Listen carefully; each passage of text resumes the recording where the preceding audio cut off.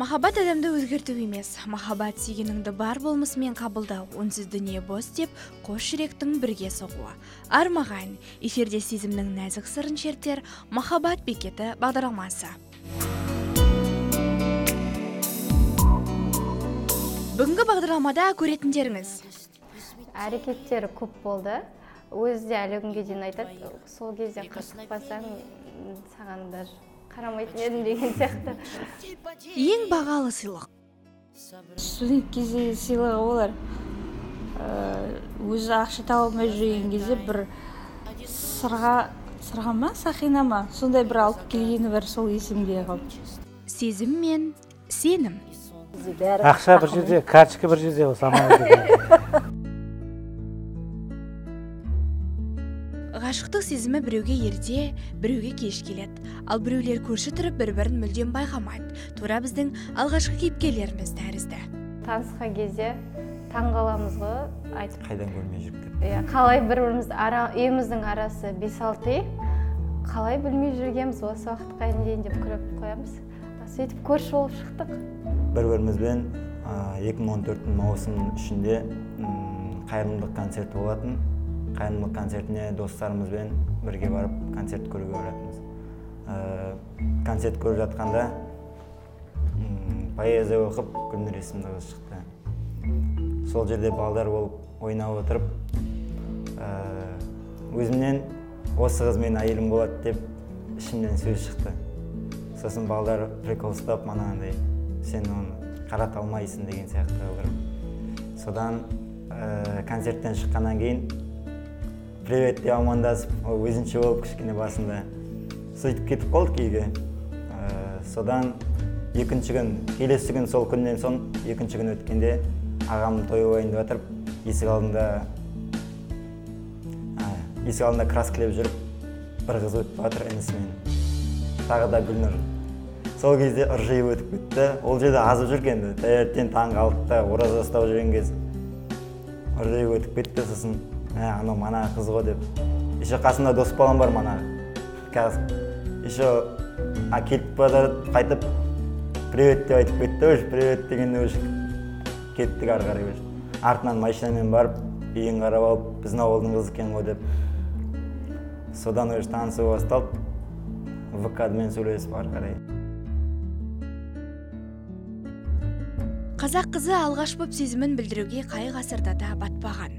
Содан ба, әлде тағдырдың тартуы ма, әйтеуір достары Айгүл саған ғашық деп жалған сыбыс таратып, бүгінгі жұбайлардың қосылуына дәнекер бопты. Енді жатақхананың іші болғасын, қыздар көп, тағы алып қашпа әңгіме көп. Содан маған бір осындай әңгіме жетті. Осы Айгүл сенің атыңды жазып қағазға өзінің жататын кереуетіне жазыстырып қойған, мен сені күтем, мен сені сүйем деген сияқты сондай жазуларым жазып қойған деген әңгімесі маған жетті құлағыма. Содан кейін енді жайлап басталды енді сол. Может, ол да себепкер болған шығар жаңағы. Негізі олай болмаған. Ол мойындамайды бірақ оны. Жоқ, негізі олай болмаған. Енді жатақханада жаңағындай алып қашпа әңгімелер болады ғой. Негізі ондай болған жоқ. Негізі ондай болған жоқ. Мен өзімше өмір сүріп жатқан адам едім негізі. Махаббат жасты да, ұлтты да таңдамайтынын дәлел Серік ағамыз бен Амангүл апайымыз. Темірдей тәртіппен жүруге үйренген жігіт ағасы ақ жарқын өмірге құштар бой жеткенді алғаш көргеннен ұнатып қалдым дейді. Енді 1989 жылы 89 жылы Жанболат дейтін бажам бар. 89 дейін танысқанбыз. Енді Жанболат дейтін болашақ бажам осы. Соның қарындасы Кенжегүл дейтін қарындасы Амангүл екеуі маған жұмысқа келді. Ішкі істер бөлімінде жылға розықты жасаймын. Сол кезде келді, бір жұмыстармен келді де, сонда Амангүл қасына еріп берген. Содан Амангүл ұнап қалды, содан махаббатымыз басталып кетті, сол кезден бастап. Негізі мен бұрыннан танимын, папасы мен менің апам жаңа Жанболаттың жолдасында сөйлейді. екеуі таныста, папасы енді басшылық жұмыстарда болып, фамилиясы таныс. Мен есігінен жазуын көрдім де, Масқарбаев Серік тергеуші деп тұрған. Ол кезде мен жаспын ғой, біздің жас айырмашылығымыз 11 жас. Мен жаспын, ол кезде ондай көзге іліп тұрған жоқпын ғой. Енді көзге іліп тұрмыз сразу, көзге ілгесін енді. Көзіміз жанып, жан-жағымызды дейтін. Қазақта айтады ғой, қазақта мақал бар ғой. Іздеген алмайды, бұйырған алады дейді, маған бұйырып тұр ғой Амангүл. Как раз сол кезден басталды. Ендігі алдына уже мақсат қойған, оқу бітірген, кеңес армиясы қатарында болған, жаңағы ақыл тоқтатқан жігіт деген сияқты. Әрі мен сол біз дос болып жүрген кезде уже мен еркелігімді салып сөйтіп жүрген, сол кезде уже көтере біледі мен өзім ерке өстім ғой енді. Бірақ ақылды тентекпін деп қояйыншы. Ал бала кезден еркін өскен Айгүлге алғашқы жылдары келіндік өмір оңайға соқпаған. Мен үшін қиындық болғаны жаңағы барған үйге манағы үйренісіп кету, басқа ортаға кішкене сіңісу қиын болды маған. Өйткені дегенде мен өзім үйімде ерке қыз болдым. Сосын деген жаңағы барған жерде кішкене шамалы қаталдау дүниелерге мен кішкене не қыла алмадым, үйренісе алмадым. Үйленген кезде бізде мысалы, ол кезде жас семьямыз ғой, пәтер жоқ. Ол кезде мен өзім бойдақ кезде общежитие тұрамын, сол общежитияға жолдастарым келеді, мысалы. Бір кішкентай комнат қой, дружба жақта. Үй мәселесі ғой. Үй мәселесі қиын болды. Кішкентай неде комнатта тұрдық. Жолдастарымыз қонаққа келеді, туған күнге келеді, сонда көңілсіз бәрі сәтте, сонда сыйып отырамыз бәрі. Плиткамен тамақ пісіріп, шай ішіп. Енді бара-бара жүрдік қой, үйді алдық, неттік. Бәрі өз еңбегімізбен ешкім бізге сыйлыққа берген жоқ. Әрине ата-анамыз көмектесіп тұрды ғой. Жалпы ең көптен күткен сағындырған келіні болдым. Өзім ойымша, бірақ бәрі де айтады ғой. Өйткені Серік бірнеше оқу оқып, армияға барып, кейін 31 жасына қараған шағында үйленіп тұр ғой. Сондықтан мен сағындырған келіні болдым. Маған енді бір келіндер нелерін айтып отырса, тарихи болған нелерін. Мен ондай нелерді көрген жоқпын. Қиындықтарды көрген жоқпын деп айтым, Аллаға шүкір. Енем Алматының қызы, керемет жайлы жұмсақ кісі. Қолға су құю, ас турау, анағыдай. Бәрі сол біз күйеу баланың борыш болды ғой, бетімізді атқарып өзіміз. Енді манағыдай Амангүлдің екі ағасы бар, бір ағасы Төреғали дейді. О да мысалы Амангүлден кейін үйленді. Соған қызмет жасадық. Мана видеокамера, музыканттардың бәрін тауып тойда қызмет жасаған. Небәрі некелескендеріне 1 жыл болса да, Ерболат өзінің романтик екенін алғаш араласып қыз жігіт боп жүрген ақ кезден көрсетіп сүйіктісін таңдандырудан бір сәтте жалықпапты. Ол кезде романтика деген баста идея көп. Лимузин жалдап, той ретінде банкет жалдап, туған күн достарын бәрін шақырып, өз қолымнан, жүректен, өз қолымнан істеп, трехэтажный киімдер деген 101 киімдерден, адамдар 101 бөле берсе 101 киімдерден қолдан жасадым өзім үйде. Кішкентай кезімнен сондай қол өнерге қызығам өзім. Бұнда құттай кезімде художественный қатыстым сондай.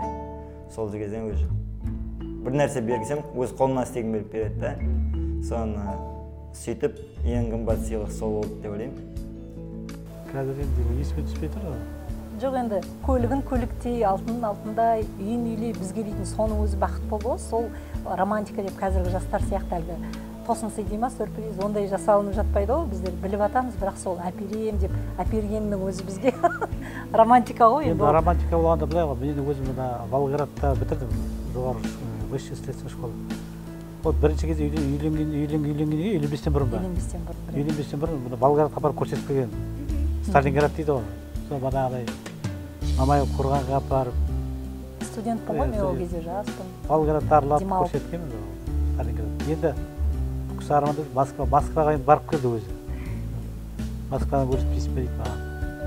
Бұйырғанын көреміз, жатармыз. Уақыт бар ғой. Студент кезде сыйлығы олар өзі ақша таба алмай жүрген кезде бір асырға ма сақина ма сондай бір алып келгені бар, сол есімде қалды. Ұлы ер жетіп, қыз бой жетсе де сезім бар жерде қызғаныштың болатының дәлері шығар.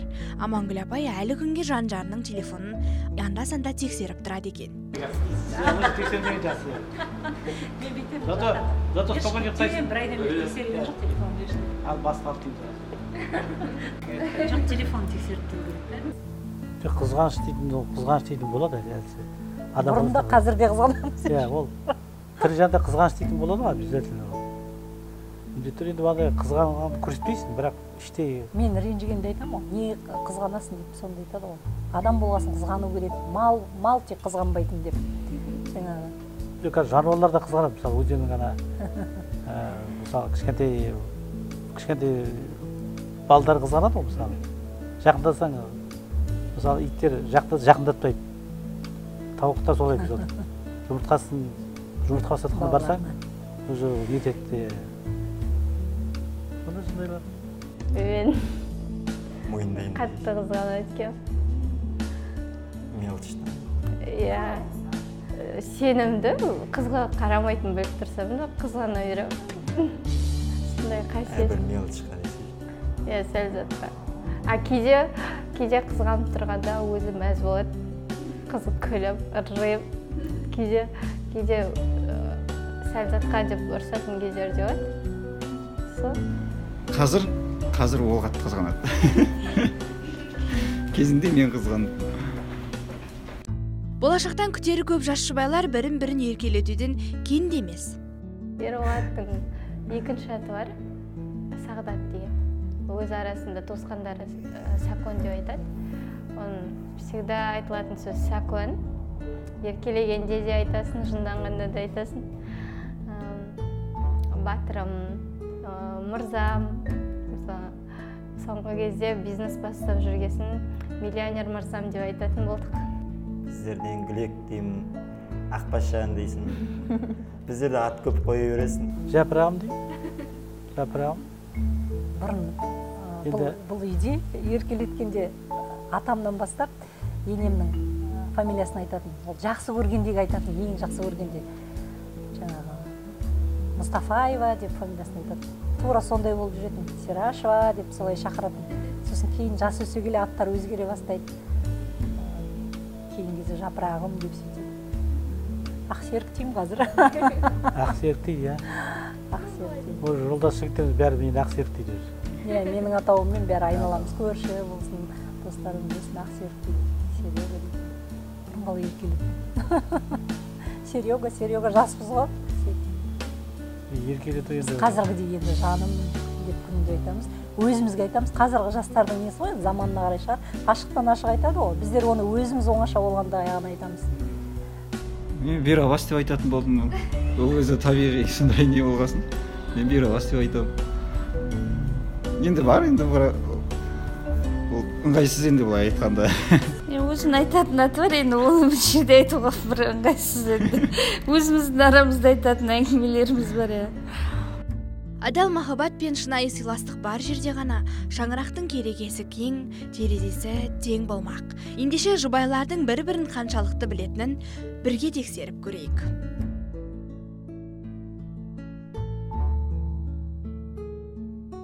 Ең жақсы қасиеті шыншыл, өтірікті жан жақсы көрмейді.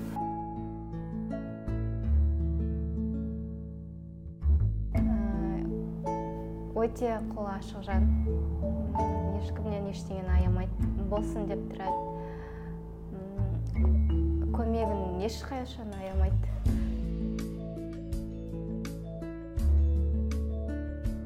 Көп сөйлемейді, көп андай ашуланбайды, бір ашуланғанда енді ұзағырақ ашуланады.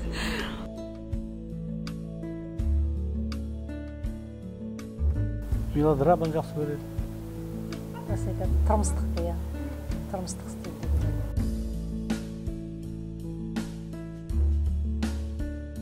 Ужастик.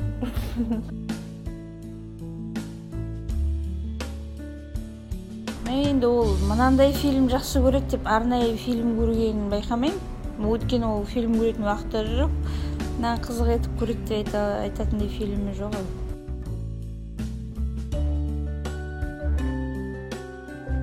Беш бармақ. Беш бармақ.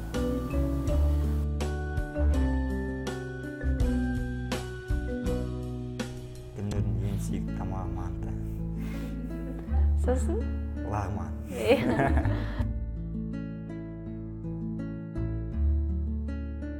Ең жақсы көретін тамағы ол енді әрине ет тамақ бірінші.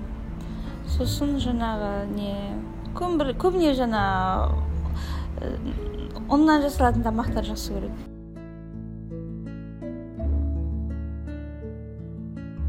Бақытты отбасында, мысалы дінде әйел адам мен ер адамның орнын белгілеп көрсетіп қойған. Сол нәрсені ұстанса, бақытты отбасы болады.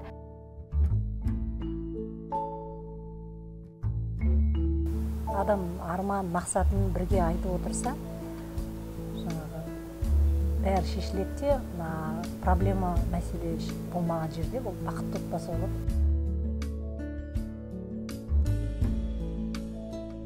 Бақытты отбасы деген сол екі бара түсіністік, одан да бұрын тағы бауырларымыз бар деген сияқты. Әке-шешем қазақ болғаннан кейін енді сол әулетіңнің көңілін тауып, сол жердің ұйытқысы болып отырған келін немесе әйелім.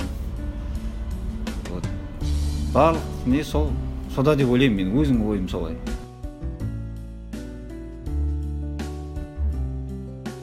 Енді ақшаны осы кісіге тапсырып, үйдің берекеті ғой бұл кісі. Үйдің берекеті әйел адам ғой. Сонда ақшаның бәрін осы кісіге берем. Осы кісі өзі жаратады, қояды, тық қояды бұл жерге.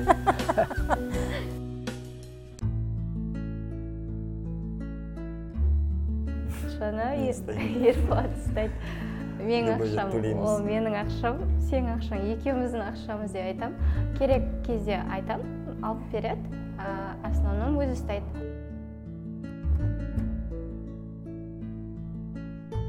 Ақшаны енді ондай, білмеймін, біз ондай сен ұстайсың, мен ұстайсың деген неге әлі жетпеген шығармыз, мүмкін жастығымыз бар. Ортақ. Сен жұмсау керексің, мен ұстау керекпін, мен билік құру керекпін, ақшаға деген ондай ұстаным жоқ. Бізде бәрі общий.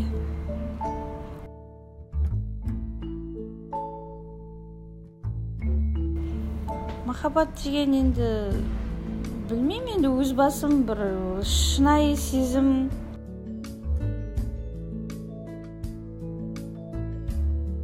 Менің ойымдағы махаббат біреу от болып тұрған кезде, біреу су болу. Всегда екі от қатар болса, ол келіспейді. Екі суда болған келіспейді. Сондықтан біреу қырсығып тұрған кезде, біреу үндемей қалу.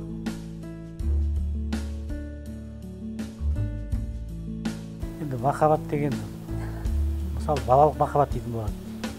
Ол бүкіл әлем сенің жүрегіңе сиіп тұрады. Соны көргің келіп, таңертең ерте тұрасың, мысалы, балалық махаббатта. Сосын шала махаббат дейтін болады.